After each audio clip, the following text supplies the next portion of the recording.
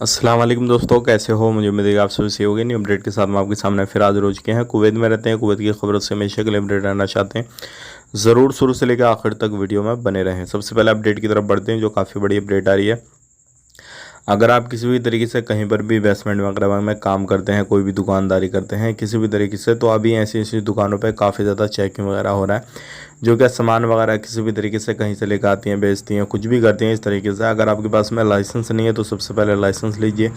दूसरी बात यह है, अगर कोई भी नकली सामान वगैरह किसी भी तरीके से दो नंबरी आप करते हैं तो उसको छोड़िए, क्योंकि अभी इस टाइम पे लगभग 100 दुकानों से ज़्यादा को जो बेसमेंट में चलाते हैं बंद कर दिया गया है। बड़ी खबर की तरफ बढ़ते हैं। बड़ी खबर आ रही है एयरपोर्ट की तरफ से। डीजीसीए ने अपडेट दिया है कि अगर आप किसी भी तरीके से टिकट बुकिंग करना चाहते हैं तो कर सकते हैं, कोई इशू नहीं है, लेकिन जो हैंड बैग होता है उसका 7 केजी सामान आपका रखा गया है। मतलब 7 किलो से ज़्यादा नहीं लेके जा सकते, जो नॉर्मली हम अपने टिकट बुक करते हैं, या फिर फर्स्ट क्लास या फिर बिजनेस क्लास का आप लेना चाहें तो 11 किलो से सामान ज़्यादा नहीं लेके जा सकते।